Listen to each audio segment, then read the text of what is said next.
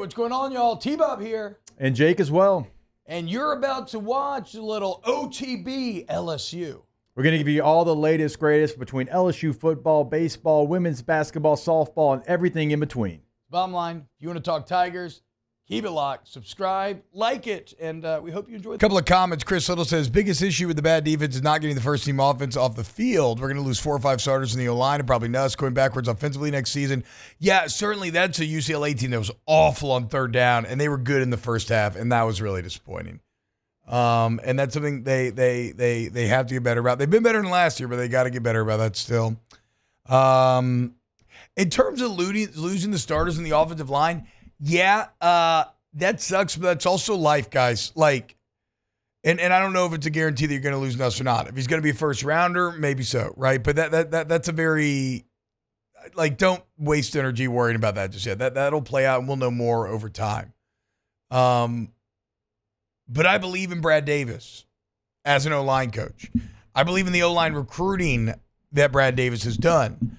Will you take a step back? Yes, but that's just college football. You're always going to lose guys that take relative steps back, right? You just have to recruit and develop groups as a whole that damage is kind of mitigated. And I don't think I think it will be. I don't think like LSU's disaster. I don't think LSU's going to have like a disastrous O-line under Brad Davis. I think they're going to be good. I like what I've seen out of Tyree Adams, some of the other young guys thus far this year.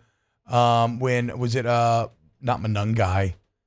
I'm getting my Rutgers running back confused. He played a couple of weeks ago when Dellinger was out. Him and Tyree split time. Whatever. The point is, I believe in Brad Davis and the future O-line to be fine, even if they're not as great as pass blocking as they are this year. But who knows? Maybe they could be even better run block. I don't know. We'll see.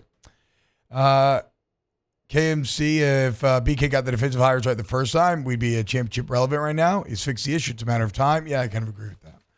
All right, so Harold Perkins went down on Saturday with a knee injury. And on the play, you could see it. He comes flying in from the side, makes the tackle, and unfortunately, his foot is kind of planted out, and his knee buckles in. At the time, did not look great. Anytime you see that sort of movement, you fear an ACL. And, well, according to reporting, Harold Perkins has torn his ACL and will be out for the year. First and foremost, feel for Harold Perkins. Absolutely brutal. Here's a kid that he's had so much expectation on him his entire career. Like he has so much expectation that last year he had 5.5 sacks, 13 tiffles, and people thought he was like not good. Like that's crazy.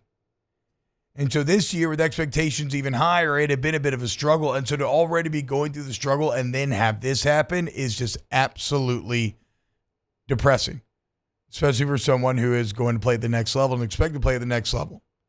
And so, first and foremost, thoughts, support, everything to Perk and his family. That sucks. And you don't get better when you lose a player of Harold Perkins' caliber, obviously. Full stop.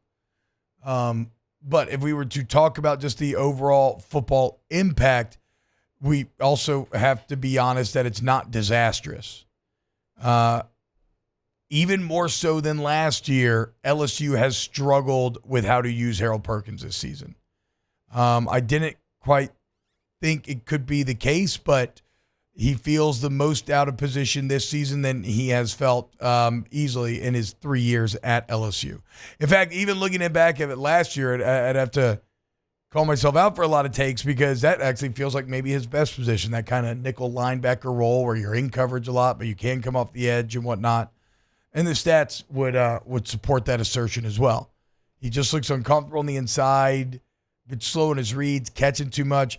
He looks uncomfortable blitzing up the middle in terms of being decisive, getting bend, knowing what to do. And when bigger guys get his hand on him, he's just struggling because he is a bit light, right?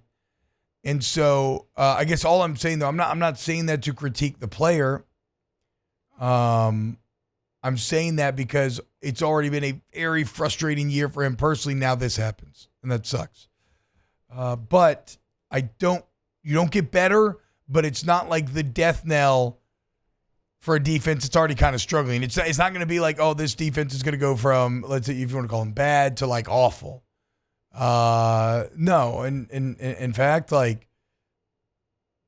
in terms of just pure linebacker play, Weeks has been better. Penn has been better. You get West Weeks back. I see you make that face, Taylor, but no, Penn has been better. And he doesn't have the big play potential, certainly, but he has been better. And so I don't know that it is as impactful as it sounds on the surface. Like Jacoby and Guillory getting hurt, massive. Your only frontline guy that had any experience on that interior. Interior linebacker is actually one of your deeper positions. You look at the Saints. Eric McCoy getting hurt, freaking massive. Huge loss that I'm still trying to wrap my head around the potential full extent of what that does to you depending on how long he is out. So this sucks for Perkins personally, hugely. It sucks for the defense because you don't get better. And now whenever you go against like an elite quarterback, like a Taylon Green, Perkins would have been perfect against Taylon Green. Spy him, try to contain him, make sure he doesn't beat you with his legs. So now you lose that element. And I don't know what the future holds for Perkins. Does he still just say, screw it, I want to go to the NFL after this year? Does he try to return to college for another year? It's been a weird time for him these last couple of years. So who knows what he wants to do. All I hope is that he doesn't get too discouraged and he continues to fight and comes back stronger and better from this and uses this adversity to forge him. But yeah, Harold Perkins torn ACL out for the year. Wow, Jake. What incredible takes. I mean, those guys, they're just the best. I think so. And if you think so, again, hit the like button, subscribe, ring the bell so you get notifications when we post every single day here on OTB LSU.